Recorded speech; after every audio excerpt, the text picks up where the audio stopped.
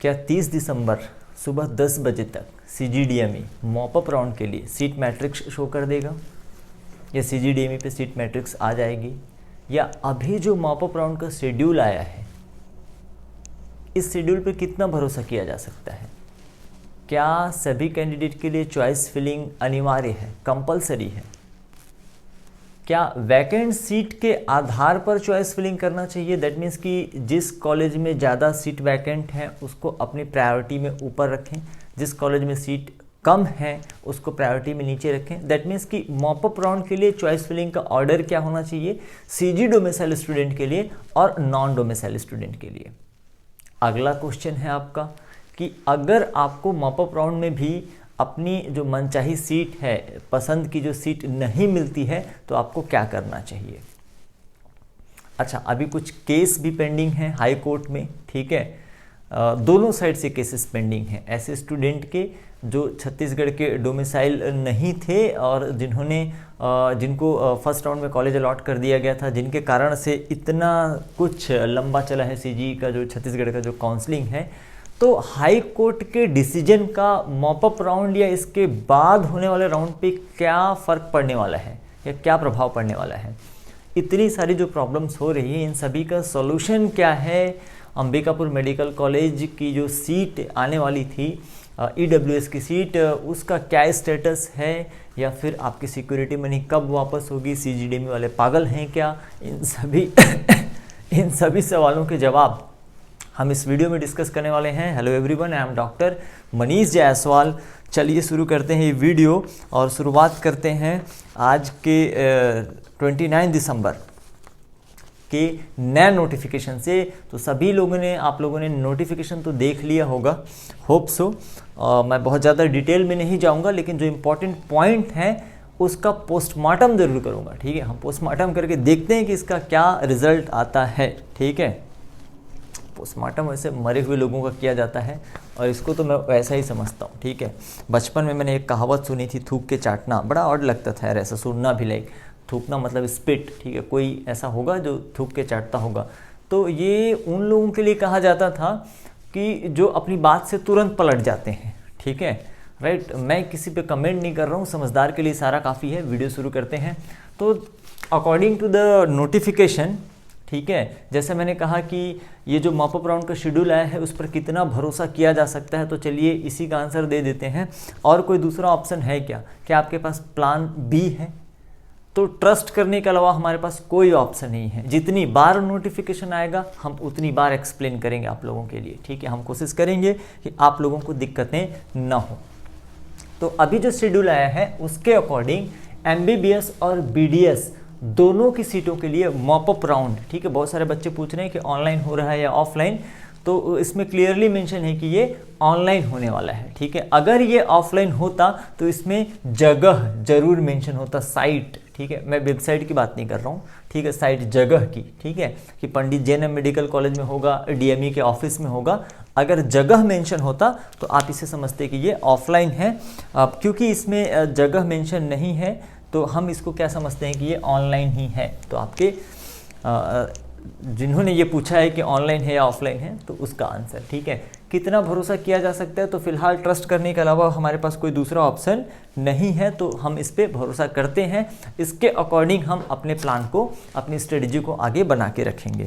तो according to this MBBS और BDS दोनों के लिए मॉपअप राउंड ऑर्गेनाइज किया जा रहा है। गवर्नमेंट मेडिकल कॉलेज की MBBS seat, private medical college की MBBS गवर्नमेंट कोटा और मैनेजमेंट कोटा, साथ ही साथ गवर्नमेंट डेंटल कॉलेज रायपुर का जो GDC है उसकी BDS की सीट, साथ ही साथ जितने भी प्राइवेट डेंटल कॉलेज हैं छत्तीसगढ़ में उनके गवर्नमेंट कोटा और मैनेजमेंट कोटा की सीटों के लिए ये मॉपअप राउंड आयोजित किया जा रहा है। तो यदि आप इनमें से जिन भी सीटों के लिए एलिजिबल हैं, ठीक है, उसके अकॉर्डिंग आप इस मॉपअप राउंड में पार्टिसिपेट जरूर करिए। एलिजिबिलिटी के लिए हमने पहले वीडियो बनाया हुआ है कि कौन कैंडिडेट मॉपअप राउंड में एलिजिबल है या नहीं है, वो वीडियो आप देख सकते हैं, ठीक है। या फिर छत्तीसगढ़ DME की साइट से आप, ठीक है, रूल 2018 पढ़ सकते हैं, ठीक, उससे भी आपको पता चल जाएगा कि आप मॉपअप राउंड में पार्टिसिपेट करने के लिए एलिजिबल हैं या नहीं हैं। तो अकॉर्डिंग टू दिस शेड्यूल, ठीक है। मॉपअप राउंड हेतु संस्था चयन जो चॉइस फिलिंग है, ठीक है, उसके लिए जो टाइम ड्यूरेशन दिया गया है 1 जनवरी से लेके 1 जनवरी 2 बजे से लेके, ठीक है, दोपहर 2 बजे से लेके ये विंडो ओपन हो जाएगा, ठीक है। और 3 जनवरी 3 जनवरी तक, मतलब 2021 में पहुंच ही गए हम, है ना। ये जो चल रहा था सिस्टम, ठीक है, काउंसलिंग का सिस्टम, ठीक है, तो 2021 में हम जंप कर ही जाते हैं। तो 1 जनवरी से लेकर 3 जनवरी तक होगा ये, आप चॉइस फिलिंग कर सकते हैं।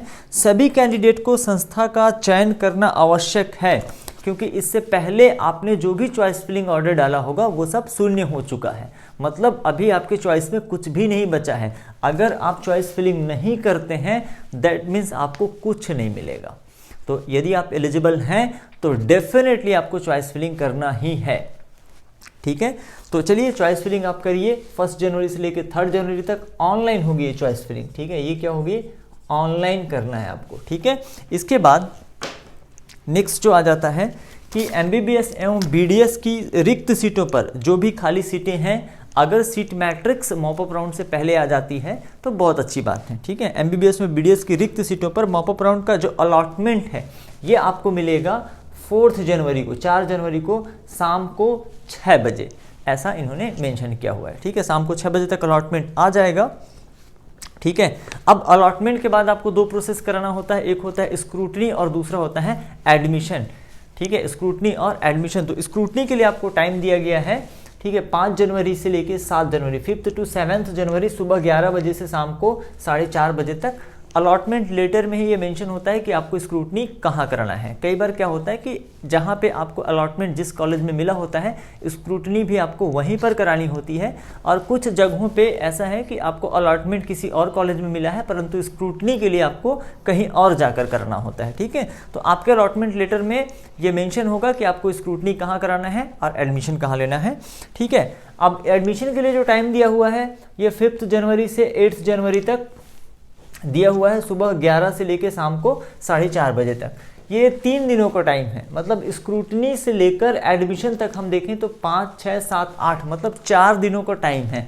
दैट मीन्स कि आपको सारे डॉक्यूमेंट, ठीक है, रेडी रखने होंगे स्क्रूटनी के लिए भी और एडमिशन के लिए भी। स्क्रूटनी और एडमिशन के लिए कौन कौन से डॉक्यूमेंट की आवश्यकता होती है इसके लिए भी हमने ऑलरेडी वीडियो अपलोड किया है। सेम फर्स्ट राउंड काउंसलिंग या फिर सेकेंड राउंड काउंसलिंग के लिए जो स्क्रूटनी और एडमिशन के लिए जो डॉक्यूमेंट की रिक्वायरमेंट है आप वहां से उस वीडियो से देख सकते हैं, ठीक है। कोई नया डॉक्यूमेंट आपको नहीं लगेगा।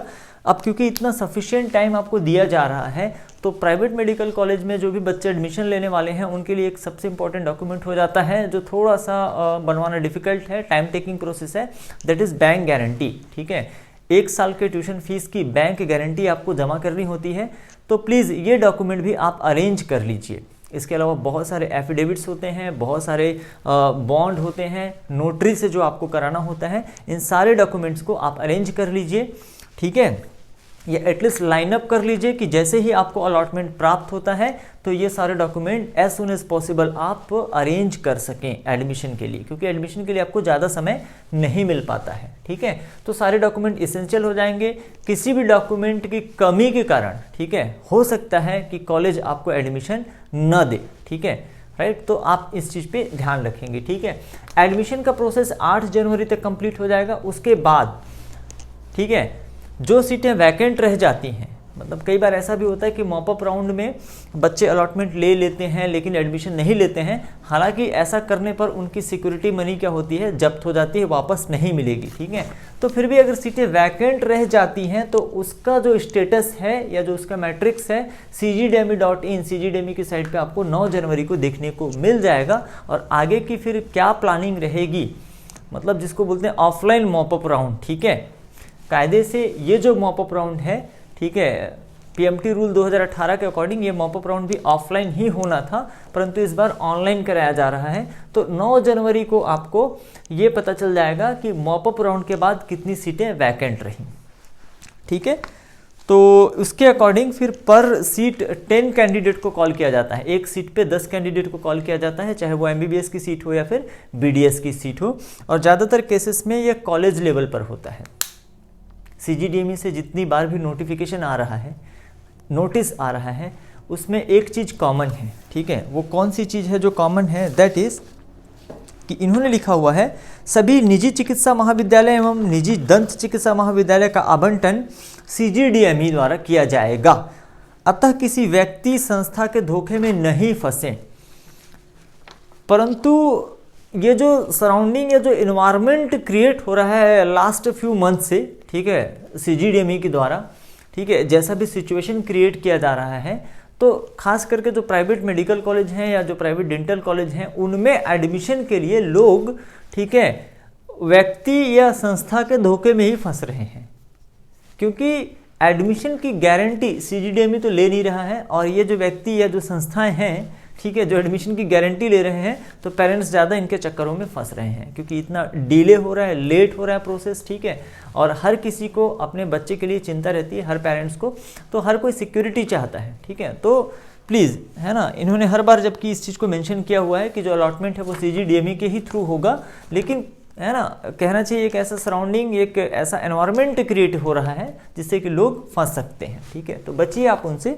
अब चलिए इसका पोस्टमार्टम जो तो थोड़ा बहुत हमने कर ही दिया, आगे बात करते हैं। कुछ क्वेश्चंस मैंने डिस्कस किए हुए थे, ठीक है। उस क्वेश्चन ये था लाइक कि 30 दिसंबर तक मैंने कहा था कि क्या मॉप अप राउंड के लिए सीट मैट्रिक्स आ जाएगा, तो कहते हैं कि अगर इन्होंने पिछले नोटिफिकेशन में बोला था कि 30 दिसंबर 10 बजे तक, ठीक है, मॉप अप राउंड के लिए सीट मैट्रिक्स ये दे देंगे, राइट ना, तो इन्हें सीट मैट्रिक्स दे देना चाहिए ताकि स्टूडेंट ये डिसाइड कर सकें कि उन्हें छत्तीसगढ़ के मॉप अप राउंड में पार्टिसिपेट करना है या नहीं करना है, या फिर अपने प्लान B पर चलना है जो स्टूडेंट ने बना के रखा हुआ होगा। इस शेड्यूल पे हम भरोसा कर सकते हैं बिल्कुल, क्योंकि हमारे पास कोई दूसरा ऑप्शन नहीं है, ठीक है। तो हमको ट्रस्ट तो करना ही पड़ेगा, जितनी बार भी ये शेड्यूल जारी करेंगे उतनी बार हम उस पर भरोसा करेंगे, क्योंकि हमारे पास कोई दूसरा ऑप्शन नहीं है। चॉइस फिलिंग सभी स्टूडेंट के लिए कंपलसरी है, जितने भी स्टूडेंट, चाहे वो CG के डोमिसाइल स्टूडेंट हो या फिर नॉन डोमिसाइल स्टूडेंट हो। अब चॉइस फिलिंग का जो ऑर्डर है या जो सीक्वेंस है, ठीक है, वो क्या रखना है, इसके लिए आप हमारा प्रीवियस वीडियो देख सकते हैं। तो ध्यान रखिएगा, कई बच्चों का ऐसा कहना था कि वैकेंट सीट, जैसे मैंने कहा कि जिस कॉलेज में ज़्यादा सीट वैकेंट है क्या उसको चॉइस में ऑर्डर में ऊपर में रखना चाहिए। तो ये डिपेंड करता है आपके ऊपर। हालांकि मैं आपको ये सजेस्ट करूंगा कि आप मैक्सिमम कॉलेज, ठीक है, को अपने चॉइस में रखें, ठीक है। जो छत्तीसगढ़ के स्टूडेंट हैं, अगर वो सिर्फ MBBS करना चाहते हैं तो वो सिर्फ MBBS कॉलेजेस को ही अपने चॉइस पर रखें, स्ट्रेट फॉरवर्ड चलिए। If you are not interested in doing BDS और एनी अदर कोर्स, तो या फिर आप प्राइवेट कॉलेज में नहीं पढ़ना चाहते, तो आप सिर्फ गवर्नमेंट मेडिकल कॉलेजेस को और सभी कॉलेजेस को, ठीक है, चाहे उसमें सीट वैकेंट है या नहीं है, क्योंकि अचानक से कब किसकी सीट वैकेंट हो जाए, ठीक है, ये आप नहीं कह सकते, राइट ना। तो बेटर क्या है, सारे मेडिकल कॉलेज को आप अपने चॉइस में रखिए। छत्तीसगढ़ के स्टूडेंट, छत्तीसगढ़ के डोमिसाइल स्टूडेंट, ऐसे स्टूडेंट जो सिर्फ MBBS करना चाहते हैं, MBBS के लिए गवर्नमेंट मेडिकल, सभी मेडिकल कॉलेजेस को अपने चॉइस में रखें। ऐसे स्टूडेंट जिन्हें ऐसा है कि BDS भी कर सकते हैं गवर्नमेंट कॉलेज से, तो वो गवर्नमेंट मेडिकल कॉलेज को पहले रखें, देन गवर्नमेंट डेंटल कॉलेज को रखें। ऐसे स्टूडेंट जो गवर्नमेंट मेडिकल कॉलेज से भी पढ़ सकते हैं और प्राइवेट मेडिकल कॉलेज से भी पढ़ने की क्षमता या कैपेबिलिटी रखते हैं, सिर्फ वही स्टूडेंट पहले government medical college then private medical college को अपने सीक्वेंस में रखें, ठीक है। ऐसा ना करें कि प्राइवेट मेडिकल कॉलेज में ज़्यादा सीटें खाली हैं, ज़्यादा सीटें वैकेंट हैं, तो मैं प्रायोरिटी में प्राइवेट मेडिकल कॉलेज को रख दूं। ऐसा आपको बिल्कुल नहीं करना है, क्योंकि हो सकता है कि आपके रैंक तक गवर्नमेंट मेडिकल कॉलेज की सीट वैकेंट हो और आपने प्राइवेट मेडिकल कॉलेज को पहले ऑर्डर में रखा हुआ है, तो आपको अलॉटमेंट आपके चॉइस के अकॉर्डिंग किया जाएगा, ठीक है। तो इस चीज़ का आप ध्यान रखिएगा, ठीक है, कि कैसे आपको चॉइस फिलिंग करना है। प्रीवियस वीडियो आप हमारा जरूर देख लीजिएगा, उसी के अकॉर्डिंग आपको चॉइस फिलिंग करना है यहाँ पर भी। And this is compulsory for every eligible candidate. जितने भी कैंडिडेट जो मॉप अप राउंड में पार्टिसिपेट करने के लिए योग्य हैं, एलिजिबल हैं, उनके लिए चॉइस फिलिंग करना अनिवार्य है। तो ये भूलिएगा नहीं, यदि आप चॉइस फिलिंग नहीं करते हैं तो आपको किसी भी प्रकार का अलॉटमेंट नहीं मिलेगा। अब जो नॉन डोमिसाइल स्टूडेंट हैं, जो छत्तीसगढ़ के बाहर के स्टेट के स्टूडेंट हैं, जो प्राइवेट मेडिकल कॉलेज के मैनेजमेंट सीट के लिए, प्राइवेट डेंटल कॉलेज के मैनेजमेंट सीट के लिए एलिजिबल हैं, उनके लिए, ठीक है, शंकराचार्य मेडिकल कॉलेज को पहले डालिए, रिम्स मेडिकल कॉलेज को दूसरे नंबर पर डालिए। ये अकॉर्डिंग टू मी, मेरे अकॉर्डिंग ऐसा चॉइस है, रेस्ट आपका विश, ठीक है, आपके विश पे डिपेंड करता है। यदि आप प्राइवेट डेंटल कॉलेज की मैनेजमेंट सीटों के लिए इंटरेस्टेड हैं, तभी आप प्राइवेट डेंटल कॉलेज की मैनेजमेंट सीट को अपने चॉइस में डालिए, अन्यथा नहीं डालिए, राइट। तो चॉइस फिलिंग ये कोई बहुत डिफिकल्ट प्रोसेस नहीं है, लेकिन हाँ, जितने अवेलेबल चॉइस हैं और अगर आप वो करना चाहते हैं तभी आप अपने चॉइस में उसको डालिए। कहीं ऐसा ना हो कि चलो यार, मैं तो भले ही प्राइवेट मेडिकल कॉलेज में नहीं पढ़ पाऊंगा, परंतु चॉइस में मिल रहा है तो डालने में क्या जाता है। अगर आपने ऐसा किया तो हो सकता है कि आपका सिक्योरिटी मनी वापस आपको ना मिले। Is it clear? ठीक है। अगर आपको मॉपअप राउंड में मनचाहा सीट नहीं मिलता है तो आपको क्या करना चाहिए? तो आप वेट कर सकते हैं। मॉपअप राउंड के बाद ऑफलाइन मॉपअप राउंड होगा, जो कॉलेज लेवल पर मॉपअप राउंड होता है इस पे, ठीक है। हालांकि उसके लिए सीटें बहुत कम वैकेंट बचेंगी, फिर भी आपके लिए एक ऑप्शन बचता है कि आप उसका इंतजार कर सकते हैं। नाउ आ जाते हैं कि हाई कोर्ट में कुछ बच्चों का जो डिसीजन पेंडिंग है, ठीक है। डिसीजन पेंडिंग ये है जिनके लिए सीटों को रिजर्व करके रखा गया है, अभी उनको एडमिशन नहीं दिया गया है। हुआ क्या था, जब फर्स्ट राउंड की जो काउंसलिंग हुई थी उसमें, ठीक है, कुछ ऐसे बच्चों को भी अलॉटमेंट और एडमिशन मिल गया था जिन्होंने नीट का फॉर्म भरते समय अपना डोमिसाइल स्टेट कुछ और डाला था। बाद में केस हो जाने के बाद इनके अलॉटमेंट को रद्द कर दिया गया था और इनके सीटों पे दूसरे बच्चों को अलॉटमेंट दे दिया गया था। बाद में हाई कोर्ट के ऑर्डर से इनको स्टे मिल गया और फिर से तो ये बार बार काउंसलिंग जो है, सेकेंड राउंड का जो अपग्रेडेड राउंड का काउंसलिंग है, ये 3 बार हो चुका है। इसी कारण से यदि हाई कोर्ट ने डिसीजन इन बच्चों के पक्ष में दिया, ठीक है, इन 7-8 बच्चों के पक्ष में दिया जिनका डोमिसाइल कहीं और का था, तो डेफिनेटली ये चेंजेस नहीं होगा। चेंजेस मतलब सीटें नहीं आएंगी आगे की राउंड के लिए, मॉपअप राउंड या मॉपअप राउंड के बाद के राउंड के लिए सीटें नहीं आएंगी। लेकिन यदि इनके एडमिशन को रद्द माना गया तो गवर्नमेंट मेडिकल कॉलेज में कुछ सीटें वैकेंट हो जाएंगी, जिन्हें हो सकता है कि मॉपअप राउंड या मॉपअप राउंड के बाद अलॉट किया जाए। हालांकि हाई कोर्ट में केस की अगली सुनवाई जहां तक मुझे पता है 7 जनवरी को है और आपको अलॉटमेंट मिल रहा है, ठीक है, अलॉटमेंट मिल रहा है 4 जनवरी को, ठीक है। तो इसके लिए भी थोड़ा डिले या लेट हो सकता है। तो हाई कोर्ट का क्या डिसीजन रहेगा इसके बारे में तो हम कुछ कमेंट नहीं कर पाएंगे, ठीक है।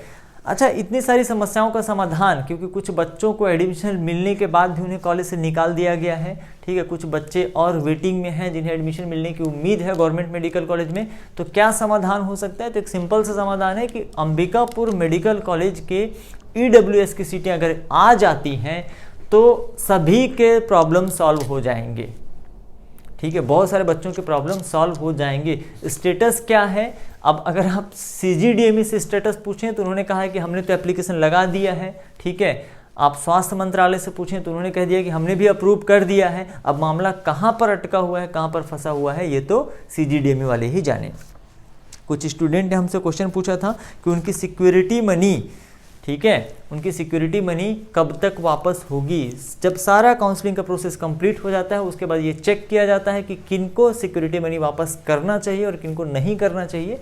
उसके बाद ही काउंसलिंग प्रोसेस के कंप्लीट होने के बाद ही, दैट मीन्स 15 जनवरी के बाद सिक्योरिटी मनी वापस करने का प्रोसेस स्टार्ट होगा। अगर आप एलिजिबल हैं पैसे रिफंड के लिए तो दैट इज़ 100% रिफंडेबल, ठीक है। और यदि आप एलिजिबल नहीं हैं, ठीक है, उस केस में आपको ये रिफंड नहीं किया जाएगा। कुछ बच्चों ने ये पूछा है कि क्या मॉपअप राउंड के लिए नया रजिस्ट्रेशन होगा?